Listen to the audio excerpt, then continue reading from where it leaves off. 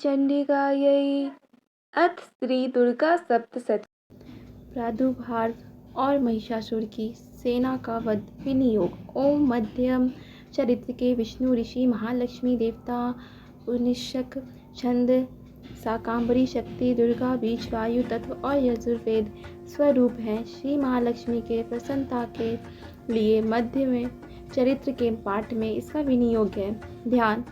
मैं कमल के आसन में बैठी हुई प्रसन्न मुख वाली महिषासुर मर्दिनी भगवती महालक्ष्मी भजन करती हूँ, जो अपने हाथों में अक्षमाला फरसा गदा बाण ब्रज और धनुष कुंडिका दंड शक्ति खड़क ढाल शंख घंटा मधु पात्र शूल पाश और चक्र धारण करती है। ऋषि कहते हैं, पूर्व काल में देवताओं और आसुरों में पूरे 100 वर्षों तक घोर संग्राम हुआ था। उसमें असुरों का स्वामी महिषासुर था और देवताओं के नायक इंद्र थे। उस युद्ध में देवताओं की सेना महाबली असुरों से परास्त हो गई। संपूर्ण देवताओं को जीतकर महिषासुर इंद्र बन बैठा। तब पराजित देवता प्रजापति ब्रह्मा जी को आगे करके उस स्थान पर गए जहाँ भगवान शंकर और विष्णु विराजमान थे। देवताओं ने महिषासुर के पराक्रम तथा अपनी पराजय का यथावत वृत्तांत उन दोनों देव को विस्तार पूर्वक कह सुनाया। फिर बोले, भगवान महिषासुर सूर्य इंद्र अग्नि वायु चंद्रमा यम वरुण तथा अन्य देवताओं के भी अधिकार छीन कर स्वयं ही सबका अधिष्ठा बन बैठा है। उस दुरात्मा महिष ने समस्त देवताओं को स्वर्ग से निकाल दिया है। अब वे मनुष्यों की भांति पृथ्वी पर विचरते हैं। दैत्यों की यह सारी करतूत हमने आप लोगों से कह सुनाई। अब हम आपकी ही शरण में आए हैं, उसके वध का कोई उपाय सोचिए। इस प्रकार देवताओं ने वचन सुनकर विष्णु और शिव से दैत्यों पर बड़ा क्रोध किया। उनकी भौहें तन गईं और मुंह टेढ़ा हो गया। तब अत्यंत की कोप में भरे हुए चक्रपाणी श्री विष्णु के मुख से एक महान तेज प्रकट हुआ। इसी प्रकार ब्रह्मा शंकर तथा इंद्र आदि अन्य देवताओं के शरीर से भी बड़ा भारी तेज निकला। वह सब मिलकर एक हो गए। महान तेज का वह प्रश्न ज्वाला विलयमान पर्वत सा जान पड़ा। देवताओं ने देखा, वहाँ उसकी ज्वालाएं संपूर्ण दिशाओं में व्याप्त हो रही थीं। संपूर्ण देवताओं के शरीर से प्रकट हुई उस तेज की कहीं तुलना नहीं थी। एकत्रित होने पर वह एक नारी के रूप में प्रणीत हो गए और अपने प्रकाश से तीनों लोकों में व्याप्त जान पड़ा। भगवान शंकर का तो तेज था, उसमें उस देवी का मुख प्रकट हुआ। यमराज के तेज से उसके जिस सिर में बाल निकल आए। विष्णु जी के तेज से उसकी भुजाएं उत्पन्न हुई। चंद्रमा के तेज से दोनों स्तनों का और इंद्रों के तेज से मध्य भाग का प्रादुर्भाव हुआ। वरुण के तेज से चंडा और पिंडी तथा पृथ्वी के तेज से नितभाग प्रकट हुआ। ब्रह्मा के तेज से दोनों चरण और सूर्य के तेज से उंगली हुई। वासु की तेज से हाथों की उंगलियां और कुबर के तेज नासिका प्रकट हुई। उस देवी के दांत प्रजापति के तेजस से और तीनों नेत्र अग्नि के तेज से प्रकट हुए थे। उसकी भौहें संध्या के और कान वायु के तेज से उत्पन्न हुए थे। इसी प्रकार अन्य देवताओं के तेज से भी कल्याणमयी देवी का आविर्भाव हुआ। तदंतर समस्त देवताओं के तेज पुरुष से प्रकट हुए देवी को देखकर महिषासुर के सताए हुए देवता बहुत प्रसन्न हुए। पिनादकारी भगवान शंकर ने अपने शूल से एक शूल निकाल कर उन्हें दिया। फिर भगवान विष्णु भी अपने चक्र से चक्र उत्पन्न करके भगवती को अर्पण किया। वरुण भी शंख दे भेंट किया। अग्नि उन्हें शक्ति दी। वायु ने धनुष तथा बाण से भरे हुए 2 तरकस प्रदान किए। सहस्त्र नेत्रों वाले देवराज इंद्र ने अपने वज्र से व्रज उत्पन्न दिया और एक ऐरावत हाथी से उतार कर एक घंटा भी प्रदान किया। यमराज ने कालदंड से दंड, वरुण ने पाश, प्रजापति ने स्पष्टकाश की माला तथा ब्रह्मा जी ने कमंडलू भेंट किया। सूर्य ने देवी का समस्त रोम कूपों में अपनी किरणों को तेज भर दिया। काल ने उन्हें चमकती हुई ढाल और तलवार दी।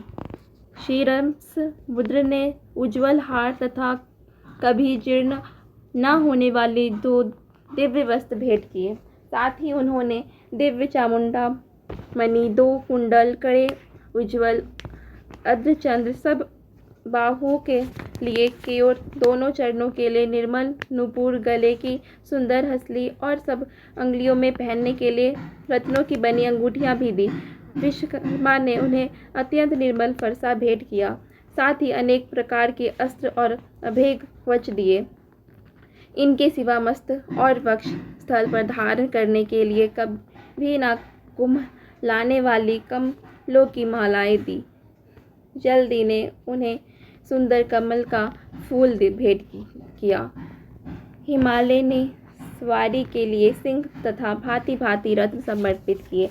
ध्यानदक्ष कुबेर ने मधु से भरा पानपत्र दिया तथा संपूर्ण नागों के राजा शेष ने जो इस पृथ्वी को धारण करते हैं उन्हें बहुमूल्य मणियों से विभूषित नागहार भेंट किया। इसी प्रकार अन्य देवताओं ने भी आभूषण और अस्त्र शस्त्र देकर देवी के यह मान किया। तत्पश्चात उन्होंने बारंबार अट्टहासपूर्वक उच्च स्वर से गर्जना की। उनके भयंकर नाद से संपूर्ण आकाश गूंज उठा। देवी का वह अत्यंत उच्च स्वर से किया गया सिंहनाद कहीं समा न सका। आकाश उनके समान लघु प्रतीत होने लगा। उससे बड़े जोर की प्रतिध्वनि हुई जिससे संपूर्ण विश्व में हलचल मच गई और समुद्र कांप उठे, पृथ्वी डोलने लगी और समस्त पर्वत हिलने लगा। उस समय देवताओं ने अत्यंत प्रसन्नता के साथ सिंह वाहिनी भवानी से कहा, देवी तुम्हारी जय हो। साथ ही महिषाओं ने भक्ति शोकग्रस्त देख दैत्यगण अपनी समस्त सेना को कवच आदि से सुसज्जित कर ले, हाथों में हथियार ले सहसा उठाकर खड़े हो गए। उस समय महिषासुर ने बड़े क्रोध में आकर कहा, आह, यह क्या हो रहा है। फिर वह संपूर्ण असुरों से घिरकर उस सिंहनाद की ओर लक्ष्य करके दौड़ा और आगे पहुंचकर उसने देवी को देखा और अपनी प्रभा से तीनों लोकों को प्रकाशित कर रही थी। उनके चरणों के भार से पृथ्वी दबी जा रही थी। माथे के मुकुट से आग से रेखा सी खींच रही थी तथा वे अपने धनुष की तड़ाकता से सातों पातालों को क्षुब्ध किए देती थी। देवी अपनी हजारों भुजाओं से संपूर्ण दिशाओं को आच्छादित करते खड़ी थी। तदंतर उनके साथ दैत्यों का युद्ध छिड़ गया। नाना प्रकार के अस्त्र शस्त्रों के प्रहार से संपूर्ण दिशाएं उद्भासित होने लगी। चिक्षुर नामक महान असुर महिषासुर का सेनानायक था। वह देवी के साथ युद्ध करने लगा। अन्य दैत्यों की चतुर्दिग्नी सेना साथ लेकर चामर भी लड़ने लगा। 7,000 रथियों के साथ आकर उदग्र नामक महादैत्य ने लोहा लिया। 1 करोड़ रथियों को साथ लेकर महाहनु नामक दैत्य युद्ध करने लगे, जिनके रोए तलवार के समान तीखे थे। वह असीलोमा नाम का महादैत्य 5 करोड़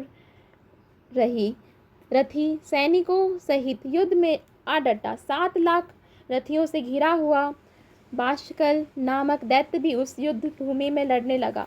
पारिवारिक नामक राक्षस हाथी सवार और घुड़सवार होकर अनेक दलों तथा 1 करोड़ रथियों की सेना लेकर युद्ध करने लगा। बिराल नामक दैत्य 5 अरब रथियों से घिरकर लोहा लेने लगा। इनके अतिरिक्त और भी 1000 दैत्य रथ, हाथी और घोड़ों की सेना साथ साथ लेकर वहां देवी के साथ युद्ध करने लगा। स्वयं महिषासुर उस रणभूमि में कोटि कोटि सहस्त्र रथ, हाथी और घोड़ों की सेनाओं से घिरा हुआ था। वे दैत्य देवी के साथ तोमर, भिनिंडपाल, शक्ति, मूसल, खड़ग, परशु और पट्टिश आदि अस्त्र शस्त्रों का प्रहार करते हुआ युद्ध कर रहे थे। कुछ दैत्यों ने उन पर शक्ति का प्रहार किया, कुछ लोगों ने पास फेंके तथा कुछ दूसरे दैत्यों ने खड़ग प्रहार करके देवों की मार डालने का उपभोग किया।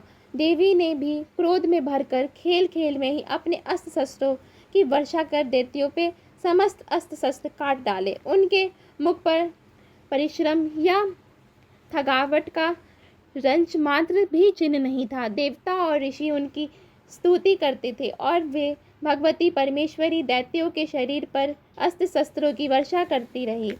देवी का वाहन सिंह भी क्रोध में भरकर गर्दन के बालों को हिलाता हुआ असुरों की सेना में इस प्रकार विचरने लगा मानो वे वनों में दावानल फैल रहा हो। रणभूमि में दैत्यों के साथ युद्ध करती हुई अंबिका देवी ने जितने भी निर्वंश छोड़े वे सभी तत्काल सैकड़ों हजारों गणों के रूप में प्रकट हो गए और परशु विंध्यपाल खड़ग तथा पटिष्ठ आदि अस्त्रों द्वारा असुरों का सामना करने लगे। देवी की शक्ति बढ़े हुए वे गण असुरों का नाश करते हुए नगाड़ा और शंख आदि बज रहे थे। उस संग्राम महोत्सव में कितने ही गण मृदंग बजा रहे थे।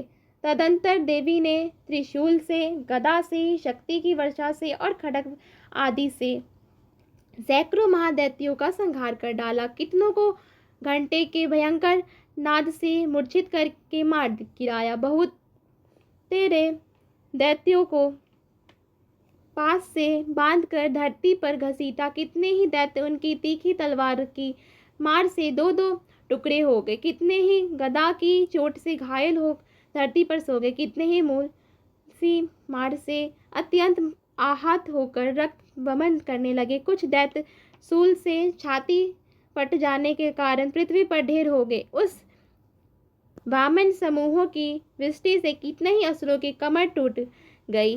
बाज की तरह छपटने वाली देवपिंडक दैत्यगण अपने प्राणों से हाथ धोने लगे। किन्हीं के बाहें छिन भिन हो गई, कितनों की गर्दन कट गई, कितनों की दैत्यों का मस्तक कट कट कर गिरने लगा।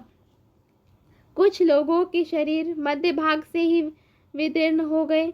कितने ही महादैत्य जांघें कट जाने से पृथ्वी पर गिर पड़े। कितनों की ही देवी ने एक बाह, एक पैर और एक नेत्र वाले करके दो टुकड़ों में चीर डाला। कितने ही दैत्य मस्तक कट जाने भी गिरकर फिर उठ जाते और केवल धड़के ही रूप में अच्छे अच्छे हथियार हाथ में ले देवी के साथ युद्ध करने लगे। दूसरे कबंध युद्ध में बाजों की लय पर नाचते थे। कितने भी बिना सिर के धड़ हाथों में खड़ग शक्ति और ऋषि लिए दौड़ते थे तथा दूसरे दूसरे महादैत्य ठहरो ठहरो यह कहते हुए देवी को युद्ध के लिए ललकारते थे। जहाँ वो घोर संग्राम हुआ था वहाँ की धरती देवी के गिराए हुए रथ, हाथी, घोड़े और असुरों की लाशों से ऐसी पट गई थी कि वहाँ चलना फिरना असंभव हो गया था। दैत्यों की सेना में हाथी घोड़े पर असुरों के शरीर से इतनी अधिक मात्रा में रक्तपात हुआ था कि थोड़ी ही देर में वहाँ खून की बड़ी बड़ी नदियाँ बहने लगी। जगदम्ब ने असुरों की विशाल सैनिकों को क्षण भर में नष्ट कर दिया।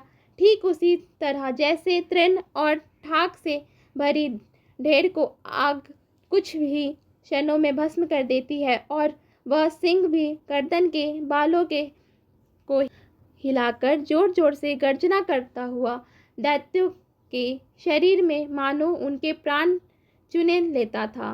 वहाँ देवी के गणों भी उन महादैत्यों के साथ ऐसा युद्ध किया जिससे आकाश में खड़े हुए देवतागण उन पर बहुत संतुष्ट हुए और फूल बरसाने लगे।